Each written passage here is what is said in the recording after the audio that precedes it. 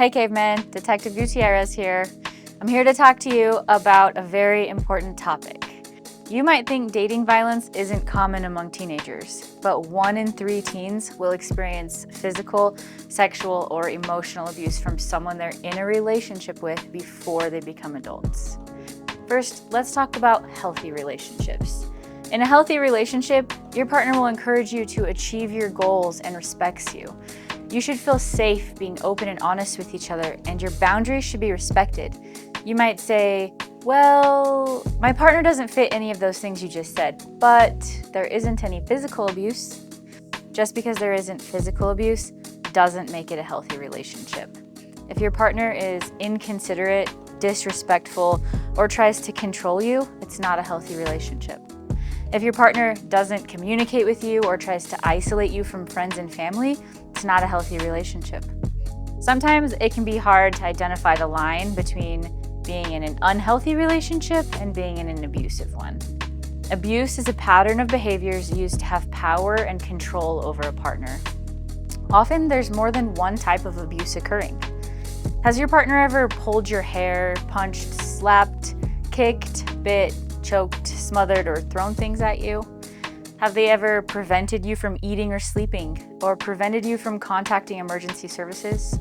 Have they ever used or threatened you with a weapon or prevented you from leaving? Do they damage your belongings, including punching walls or kicking doors? Those are all abusive behaviors.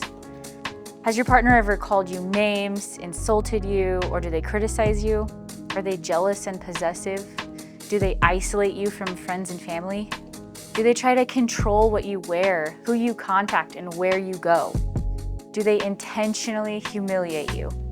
Do they tell you that you're lucky to be with them and that you'll never find someone better? Those are all abusive behaviors. Has your partner ever implied that you owe them something physically in exchange for previous actions, gifts, or consent? Has your partner ever asked you to prove your love by demanding you do things you aren't comfortable with or threatening to leave? Have they ever given you drugs or alcohol as a way to loosen you up? Have they ever continued to pressure you into being physical with them after you've said no? These are all abusive behaviors. It can sometimes be hard to tell when a relationship changes from healthy to unhealthy or even abusive, but the previous warning signs can be an indicator that something is not right. It's important to remember that abusive partners are unlikely to change their behavior, and your top priority should be your safety. For many more examples of abusive behaviors, including stalking, digital abuse, and financial abuse, go to loveisrespect.org. Let's talk about online and social media safety. Don't engage in a relationship with someone you don't know online. They likely aren't who they say they are, and this could result in dangerous situations. Don't send nude photos or videos to anyone. And asking someone else to send you nude photos is also not okay. If you're under the age of 18, it's considered child pornography and can result in criminal charges. Just because they were sent on Snapchat does not mean they're gone forever.